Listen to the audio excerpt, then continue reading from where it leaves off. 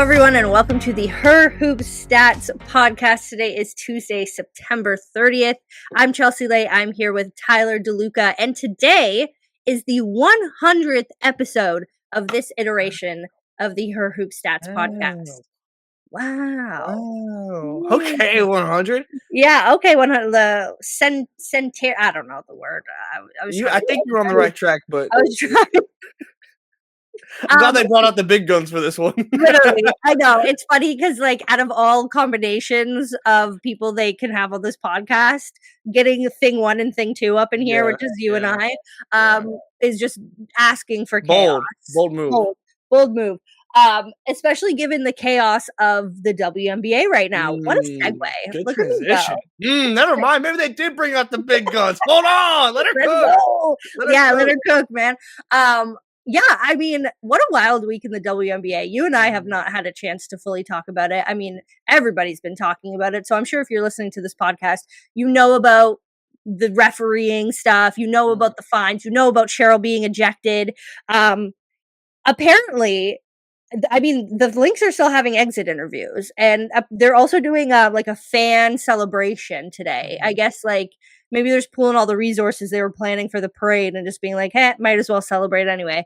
So we're gonna get some content from the Lynx today, but I mean, the biggest news since the last time there was a podcast on this channel was that they released the actual amount of the fines for Cheryl and the crew from this weekend. It was Sabrina Merchant from The Athletic who reported the fact that Cheryl Reeve has been fined $15,000 for being ejected, her behavior, her words after in the press conference, etc., etc., etc. On top of the fact that she was suspended for Game 4, which the Lynx ended up losing. Along with that, her assistants, Rebecca Brunson and Eric Thibault, were each fined $500. And Becky Hammon and Steph White, who are the coaches of the Las Vegas Aces and the Indiana Fever, were each fined $1,000 for speaking out in support of Cheryl and what she was talking about after Game 3 of the Lynx and Phoenix series. Whew, that's a lot. That's a big news drop, which happened yesterday evening. But $15,000 in the WNBA, that's a lot of cash. That's a lot. Look, to me, it's an unprecedented fine for, and not that this. I mean, that's a lot of money, like percentage wise, like especially if you compare it to like the NBA and like what the percentages are and like what their fines are and compared to like their salaries that they make and things of that nature. Like this is from a percentage basis, which is where a lot of the comparison should be happening and has been happening, like the TBA talks and everything. So I kind of trying to think of that frame of mind and goodness. Hey, that's a lot of money. And so I will say this though. While I do think that the fine is a lot, frankly, what Cheryl did was also a lot. And not that like even if you like don't disagree with what she said and like the content, like you know, like I think two things can be true that like she did get all over the court. She did get all in the ref's face. She did talk to the fans on the way out. She did drop several F-bombs in the press conference and walk out. Like, and she did call the referees out at the administrative level, not just like, oh, hey, they suck tonight. Like, no. Y'all up top got to figure this out. Frankly, this is an unprecedented fine. Yes, absolutely. And potentially even an excessive fine. However, everything that you saw Cheryl did was also unprecedented. We've never seen a referee like crash out, if you will, like this. And again, not that she's not even necessarily wrong, but in terms of like consequences fitting the actions, if anyone earned it and made their money's worth, it was Cheryl Reeve, and it was always going to be Cheryl Reeve. It was always going to be Cheryl. It was always going to be Cheryl Reeve. And again, I think that two things can be true. That like the suspension for the game, like I saw people saying like suspended for next season and everything. I just. Frankly, if it happens now, the consequences kind of come now. Like, and that's just kind of the reality in sports. And like, yes, it would be great for the Lynx and maybe for the W. Like from like a game perspective, like to not suspend her for this game. Like they might win that game. Like, like Cheryl Reeve is a couple point difference maker to me in terms of how good of a coach she is, Oh, 100%. And so like maybe they even win that game potentially if she's there. But to me, I don't think you can like push back consequences when the talk and everything is in the immediate. Yeah. And that's like where this punishment as a whole, again, like I think, the fine is crazy in the sense of like just the percentage of it and everything. Yeah. And I can hear that out in the sense of like that being too harsh a fine on top of the Yeah. suspension. But ultimately, again, unprecedented consequences for what was an unprecedented calling out of the referees.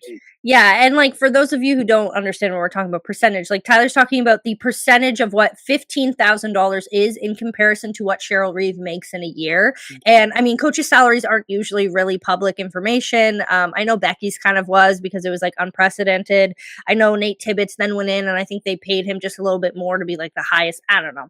Anyways, but when we talk about that percentage, it's like how much of their salary is that fine? And when you compare it, like that's a lot of your yearly salary to be going into this fine for the WNBA. And I mean, I agree. Like I agree with you. I think that the suspension coming now was, they want to set a precedent. They want to we're in a new era of the WNBA. Like everything is changing and the way that they punish these things is also going to change when you think about how much reach the WNBA now gets, when you think about how many more people are talking about it, what that says to the league, et cetera, et cetera. And yeah, it was always going to be Cheryl. And at the end of the day, like, I think for her, and it's hard because you're in an emotional state when you're doing this, but at the end of the day, you kind of sit there and you're like, okay, is this worth the consequences? Mhm. Is what I'm going to say worth the consequences? And then, I mean, you kind of have to think, the suspension, and maybe she wasn't expecting that much punishment. Sure. Because at the end of the day, she then gets suspended for her team's, season ending game 4. But at the end of the day, I think she also takes that hit in order to build that sense of team camaraderie. Like if your coach does that for you, more likely than not, you're going to be ready to run through a goddamn wall for them. Yeah, yeah. So there's pros and cons to it. I also think this was deeper than just calling out the referees. I think for Reeve, this was about protecting her players after the fee Yeah, call. exactly. And like the no call there, which I mean has been heavily debated, and you could think one way or the other. But I think from a Cheryl perspective, I would imagine, and she talked about it, like she's Yeah. like in the mini press well, I won't even really call it a press conference. The more her public Her statement speech. Yeah. that she made. Like she talked about, like I think fetus fractured her ankle. Obviously, like it didn't. I don't think it's that You never serious. know. They haven't really given that Like, much. but like that is part of the speech. So to me, I think it was almost like kind of I don't want to say like talking blind, and just kind of like blacking out, but like I kind of think it was kind of something like that, where she just like got in there and like Blind the rage. emotion of it. Like again, there's frustration with the referees, but again, it's also about protecting your players, and I think that's what Cheryl Reeve felt like she was doing in that moment.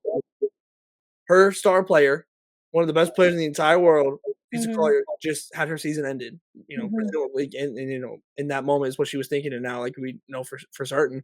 Um, there was no call on it, and Mhm. again, you can look at the replay, you can go frame by frame, and, like, did AT get like, AT gets the ball first? Where does the incidental content begin? I'm not gonna be look, man, I'm not a ref. I've learned that I don't know when incidental content begins. Same. The content, I don't know. I don't know when it becomes incidental. Yeah. I don't know. The NBA referee like official account came out and started, and I was like, oh, nice for you guys to show up as soon as the Yeah. administrative level gets called out in the league. But that's Sure. neither here nor there. Yeah. Yeah. So, but to me, that's to me when I think it was just as much about the referees and as it was about player safety for Cheryl Mhm. after seeing Fee go down in that way. Yeah, for sure. And I think the part that me like and not shocking from Cheryl, obviously she's gonna ride for her players.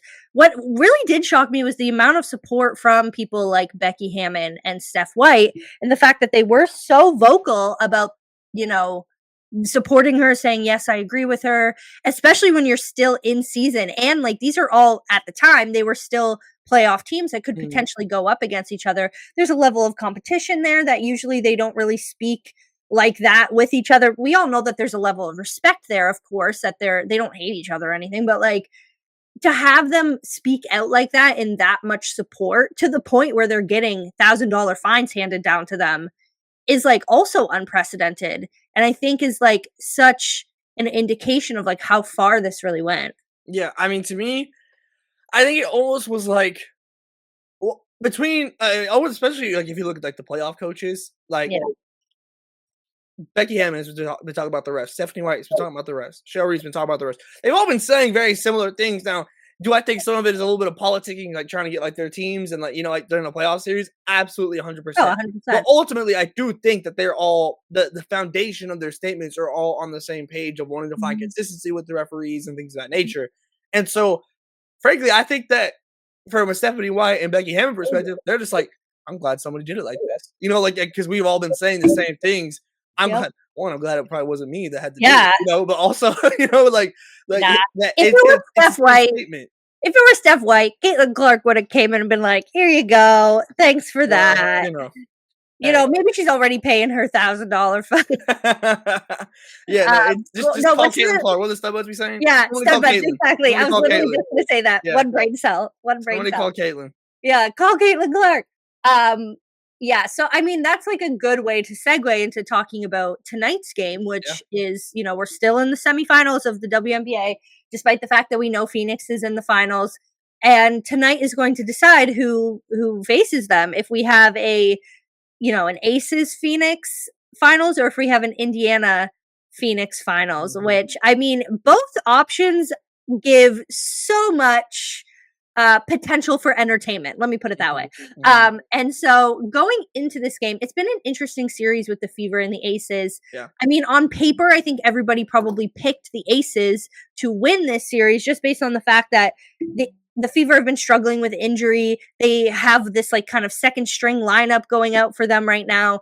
All these hardship players, et cetera, et cetera. And then you think about the Aces, Asia Wilson, 4-time MVP, co-defensive player of the year. Jackie Young is playing great. They have all these legends that can step up. I mean, Chelsea Gray, we all know, loves the playoffs. Yeah. And if she's going to step up at any point, it's going to be during the playoffs. And so it has been interesting to me that this is going to 5, especially the fact that the Aces had the chance to clinch it the other Mhm. day and couldn't. And so to me, like, the big factor of this game and this whole series is that post player paint matchup Absolutely. between Asia Wilson and company Yeah. and Leah Boston and company, which I think is so interesting. Like, it's almost like one generation versus the next of like South Carolina Yeah. big going up against each other in like on the biggest stage. I think it's a really fun like dynamic that we're talking about here. Yeah, and it's literally like the Avatar cycle of bigs from South Carolina, but now they're going up against each other. But it's I'll put it like this: I'm not exactly surprised by that though, because Aaliyah Boston has like now. Let me preface this by Asia Wilson is still Asia Wilson, and so like when I say Aaliyah Boston has given Asia Wilson troubles and struggles over the course of her time since her rookie year, it's still Asia Wilson. So like that, those struggles probably look a little bit different than just your average player's struggles if they're struggling in a game. It's still Asia Wilson, but Yeah. like this is this has been brewing for a while now, and um Aaliyah Boston said, I think it was game one, where she was like, I'm just trying to annoy her out there. I'm not trying to stop her. I'm just trying to annoy her. Mhm. And that's exactly what she's been able to do. What hearing Asia Wilson in that press conference being like, yeah, Aaliyah said I got a special whistle. It's like, whoa. She Oh, doesn't usually say stuff like I've that. never heard that's exactly the point. I don't think to memory at least, and I certainly could be reminded and wrong about this. I don't know if I've ever heard her call out like an opposing player like that, especially in a playoff series, Yeah. in that way where it's like, well, Leah said it's normally like one. I don't really. I feel like I generally like don't. I'm not gonna act like I watch every Aces press conference, and take notes. Yeah. But like I've never heard her say that, and to be like that in this series where it has been a frustrating series for her, even if the production has still like obviously game one was game one, but like the production has still been there, and Mhm. but it hasn't been the ease of domination almost that Asia Wilson has kind of grown accustomed to, and that's not something I expected in that way. Again, this matchup being like as physical as it is and everything that has been since Aaliyah Boston entered the league. That I'm not Mhm. surprised by one bit. Yeah. But to have it reach this level, and I think it has to do with the development of AB, and I think it's also Aaliyah Boston tapping back into SEC college Aaliyah Boston. we Yeah. haven't seen her going back to the basket and really just, like, banging against the defense, like, in this way, because she's been turned into more of, like, kind of this point forward aspect, especially when with this season with Caitlyn going down and having to kinda run the offense through just another means, right, and another Mhm. initiator. We've seen a lot more point forward Aaliyah, and this series, we've seen SEC, "You gotta send 5 defenders at me, Aaliyah Boston," and that has been so fun to watch, and I just Yeah. it's something that, again, Aaliyah has been able to work with over the course of her career against Asia Wilson, but now Aaliyah has kind of matured into this player that we now know and is this deeper into her career and just has improved and has I think physically has just like grown into being a pro player truly, in that way and finding like Yeah. the balance of everything. And the confidence too. Like Absolutely. you have to have confidence to go up against Asia Wilson like that. Yeah. Yeah. So I just again, I'm not surprised by this, but I am surprised by like how far we've gone into it now. Where I'm telling you that press conference moment, where I was like, "Oh, the Well, Fever can do this." Like that's what that told me was that the Indiana Fever can truly do this. and they're in their heads, and I think that's something that Asia Wilson hasn't really had to deal with over her like, and I would agree that she's not at the end of her prime. I think she's definitely Sure. more at the beginning of her prime, but she's been so good over the past, let's just say, like 4 or 5 seasons Yeah. when she's won every MVP and Yeah. whatever. Yeah. And but like I don't think there has been anybody or any situation or any year that's really gotten into her head yet. I think she's gotten to the point where she's exhausted and she's kind of tapped in and found that other level that she's able to push through. But I do think for the first time, we're seeing her truly like frustrated with what's being put up against her. And she's not usually, I think she's usually the type of player that kind of just kind of like deals with things internally, kind of has a Mhm. very good sense of like self, positive talk, self, coaching, is very good at just kind of like taking things and dealing with them without having to, play these kind of like press conferencey or whatever kind of tactics, whatever you Yeah. want to call it, which is a huge part of the playoffs. You're trying to Sure. intimidate, you're 100%. playing the same team again and It's the again and again. politics of it. It's the politics Absolutely. about it. And I think for the first time, like I'm saying, we're seeing Asia Wilson have to like tap into that and have to just kind of like think about other ways to kind of get in her opponent's head or kind of figure out a different way to succeed, because for the first time, like her pure skill, although it's still obviously at such a high level, is not enough when you think about the exhaustion coming in, how long the season has been, how much she takes, like how much responsibility she has to take Mhm. for this team. Because for the first time in a in a while, last year was a different thing, but her team isn't as supportive on the court when you think about, offense, defense, et cetera, et cetera. She doesn't have that same, it's not the 2023 Aces anymore. It's Mhm. not the 2022 Aces anymore. Like this is a different iteration of the Aces Sure. where Asia Wilson has a little bit more of that responsibility. There's not as much depth, there's not as much sharing the ball when it comes to people, being able to take on a Mhm. little bit more of that offensive burden. And so it's different, and I think it's affecting her a little bit more. I think, you know, Aaliyah's getting into her head, which probably is Aaliyah's, like she said, she wanted to annoy her, and Annoy it a little bit. she's Yeah. succeeding. And so it's interesting. And I know that Wilson is the kind of player where she's either going to it's either going to like, this is the track that we're on and she's not going to be able to overcome this game, or she's going to tap into another freaking level tonight. That's what I'm very excited to see. 'Cause I don't And know the answer to that, and no, you that don't. is what I am incredibly excited to see if we just see, like, pure total and again, we say this, like, Asia will still have 31 last game, like, 14 and 24. It's not like she played bad by any means, but But they it will lost. it So like, and yeah, and the free throws has obviously been the story. I mean, stop us if you've heard us talk about referees. But, like, yeah, that was obviously the big story was how many free throws that Aaliyah Boston was able to get, but I mean, yeah, I mean, you look at the fouls across the board for the Aces. It's mhm, 5 for Melissa Smith, 3 for Asia Wilson, 5 for Chelsea Gray, 5 for Jackie Young, 4 for Meg Gustafson. That to me, like on top of like you have Asia's part, which I'm very mhm. excited just to see like what we get from her and like because it's more than just about the stats you're putting Yes. up because like there's a different feeling when Asia Mhm, Wilson is truly dominating the game. mhm. And I didn't get that feeling in that way. Like obviously the stats are still there and she's still playing Yeah. good, but it's a different feeling and a different energy. And that's why to me, like parts like the Aces didn't have that feeling like we're into this now.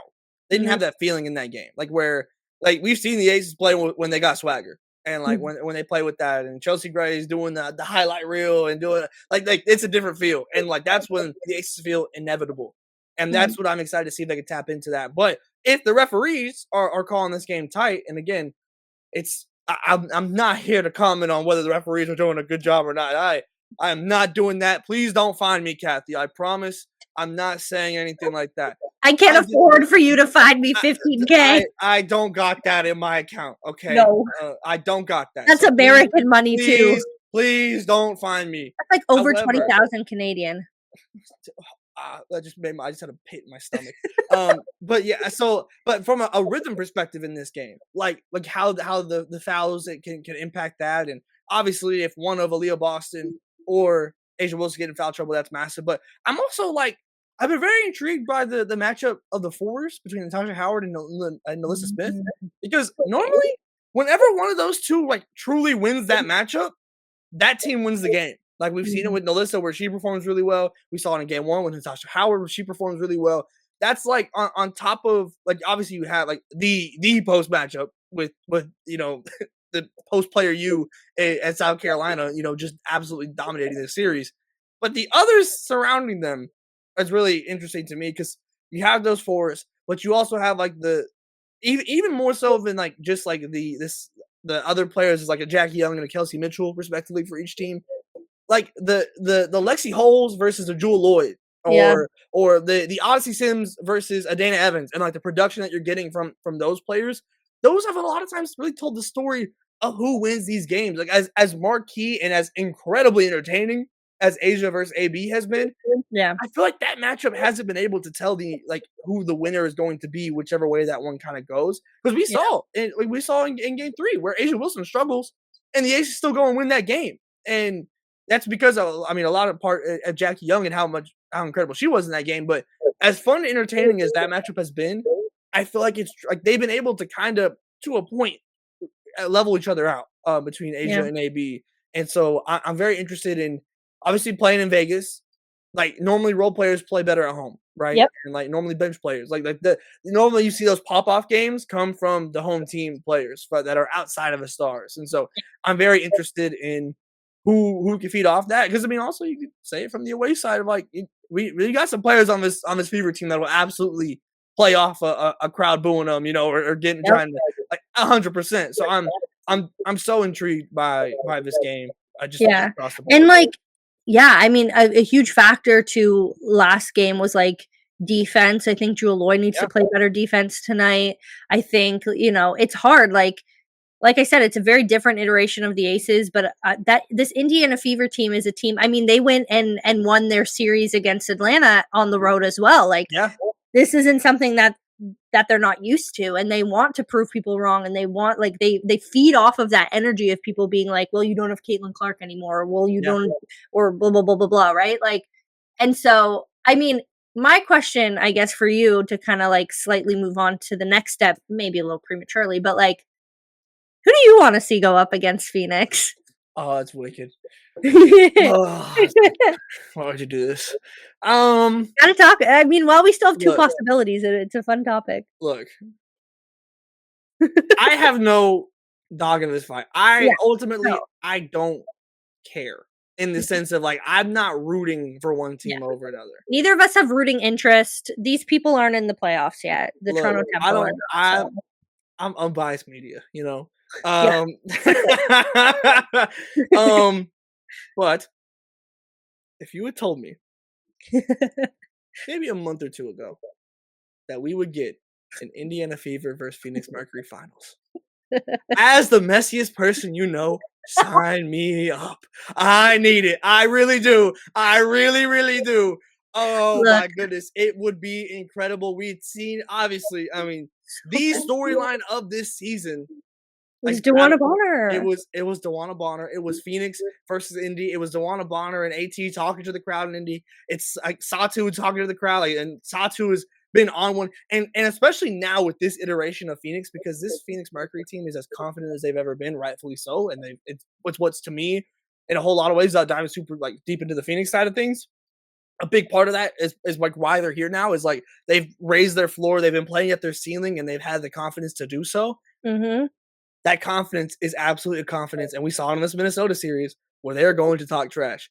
And I promise you, the Indiana Fever, even if it's just a bench mob, are going to match that energy. Oh, 100%. And so And like I'm the not mad at the Aces getting there by any means because then we no, get Asia versus AT, and I'm 100% down for that.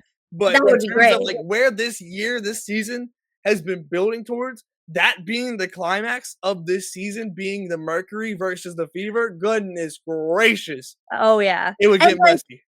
I think there's so many different like connections and previous things that a Fever Mercury final series would Yeah. bring up. Like so much from I mean, the last time the Phoenix Mercury were in the finals was 2021. Hmm. If you weren't around back then, it was a time.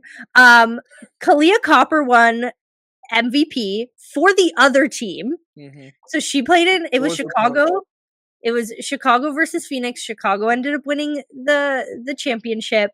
Um, Kalia Copper was on the Sky, won MVP. And then on Phoenix, it was a completely different team.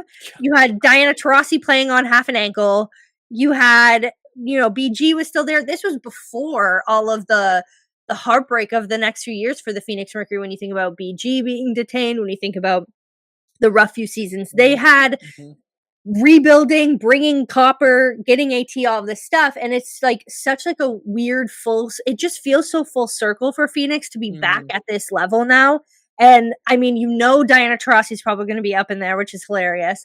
That like there's these connections from that previous series between. I mean, Sophie Cunningham used to play for the Phoenix Mercury, Hmm. and now she's on the Fever. And there was this whole thing with her and Kalia Copper during that series that went viral. So there's that Then connection. they ended up as teammates. Like, Then they were teammates. Now they're back on opposing potential finals teams.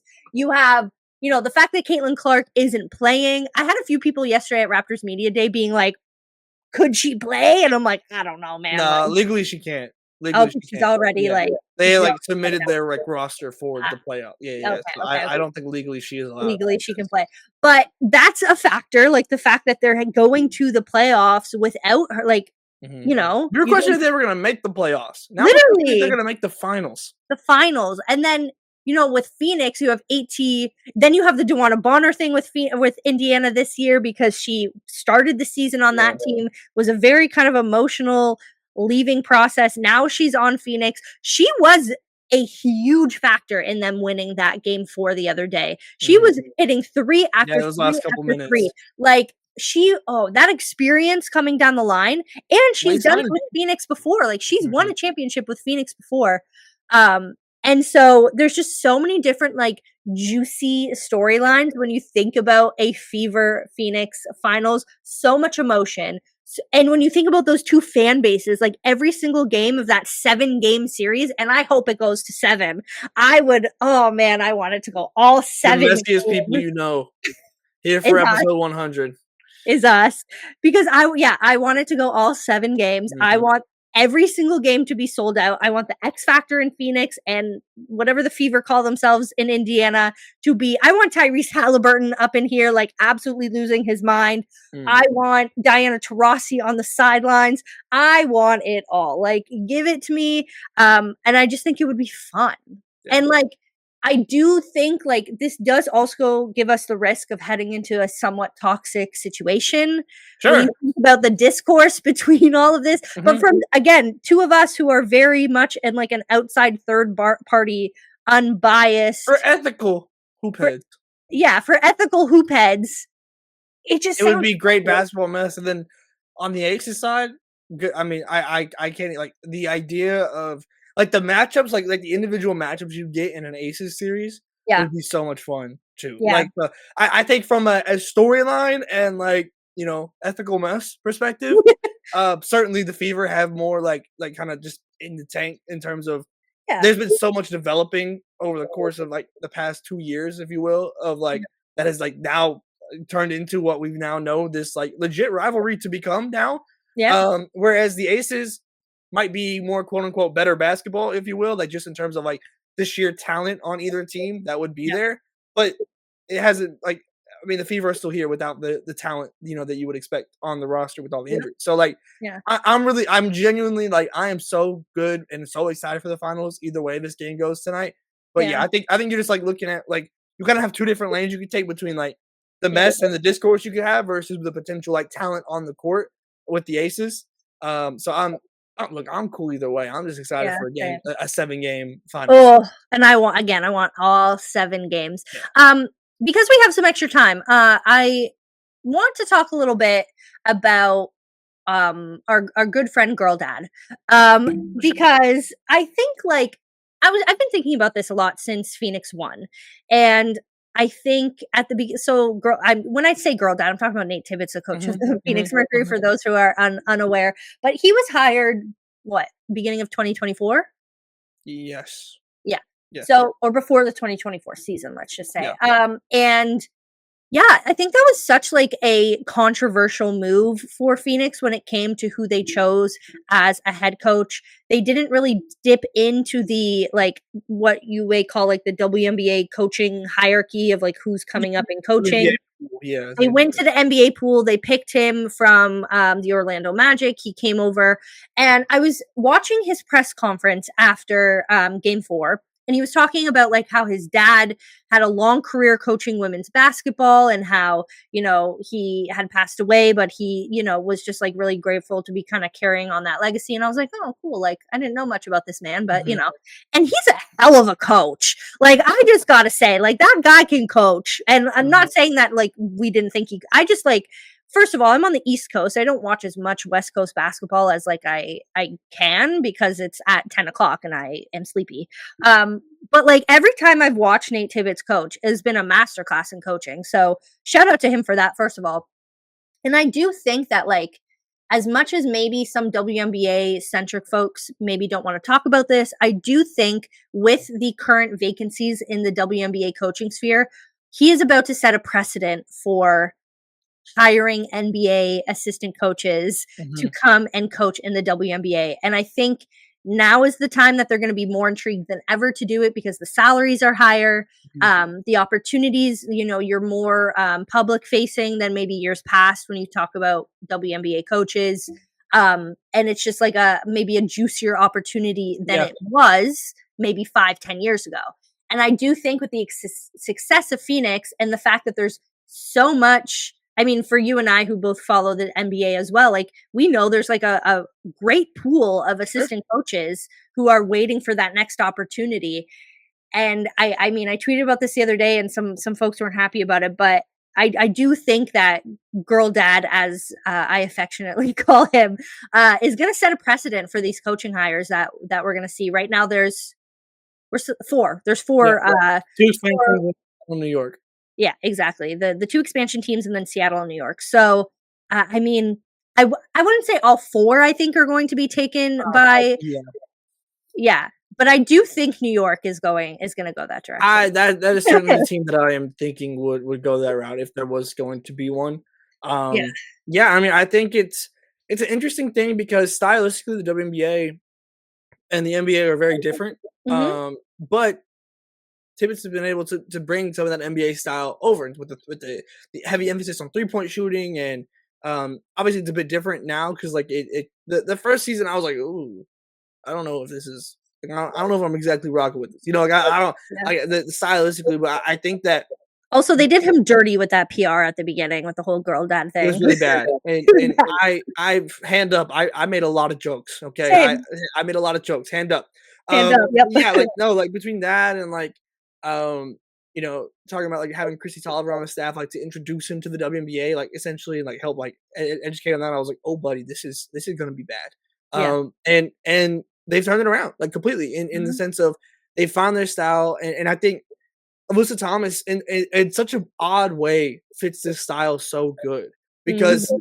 on paper you're like, okay, we're gonna shoot a bunch of 3-pointers. Okay, cool. Let's go Yeah. get Alyssa Thomas. What?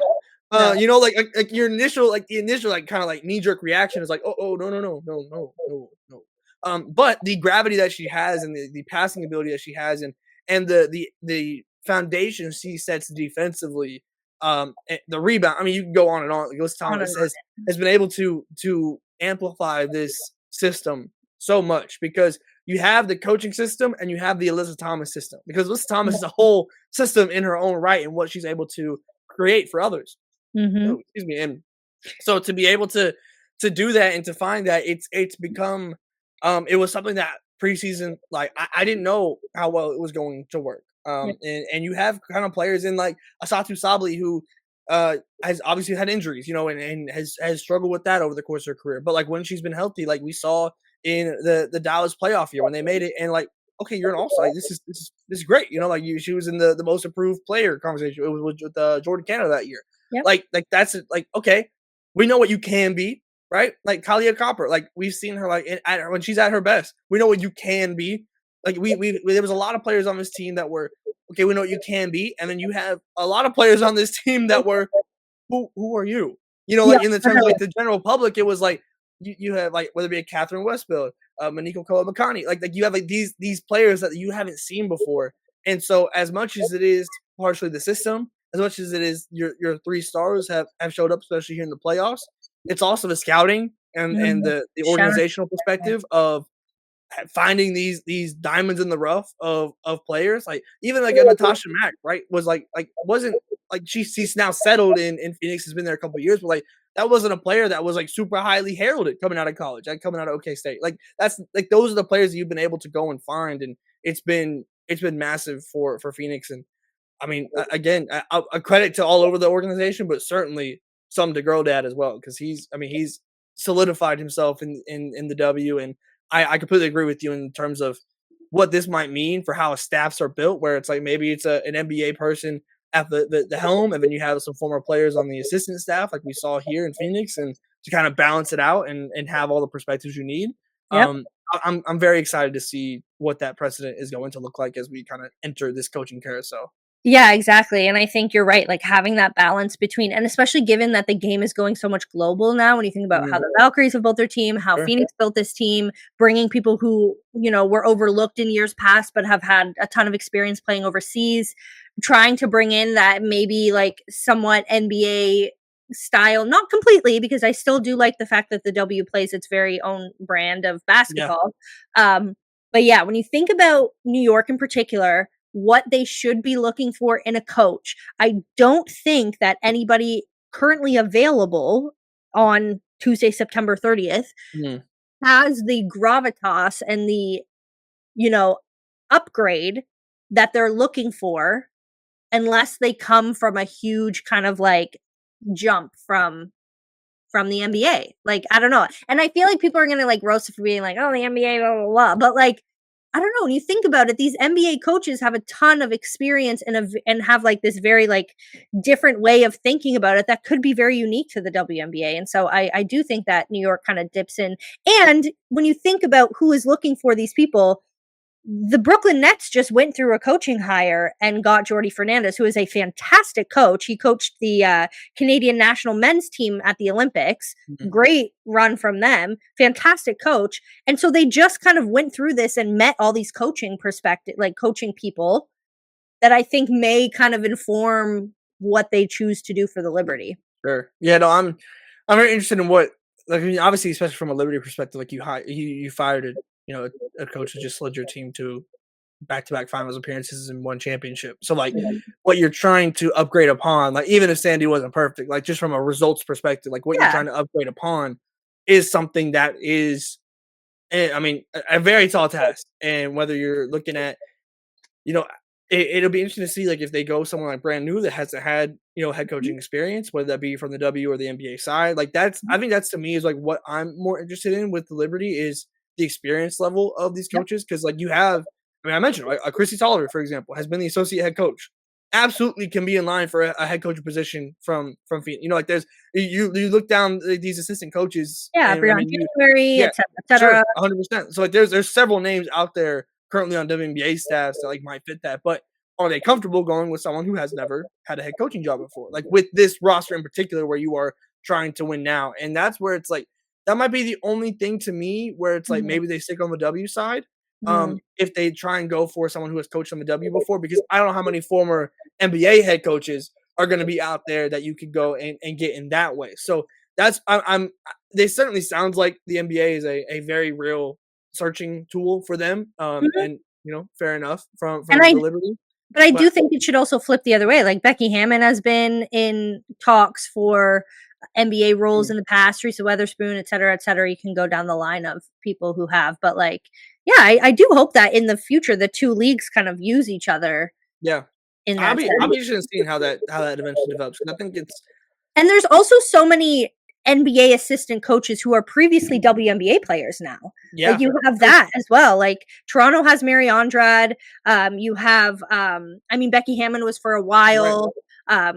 Christy Tolliver worked for the Lizzie Harding is within the like the yes, LA organization. Yeah, like it's exactly. there's a couple like there's certainly that's what I'm saying. Like demographically speaking, obviously the heavy majority like you're looking at is Is men. you're thinking about males, right? Yeah. When you're thinking about NBA coaches, Ooh, but yeah. there are certainly options out there Mhm. for female NBA coaches to come over and come in and do this in the W, like as you mentioned with Becky. So you certainly stereotypically think of like men's assistant coaches, right? When you're kind of processing this, but it doesn't inherently have to be that by any means when you're pulling from the NBA. So I'm very intrigued. Like you have a couple of teams that are more in well Seattle potentially in win now, New York almost certainly in win now, You and then know a couple who expansion teams. So you know who's an NBA assistant coach and WNBA head don't piss coaching me off.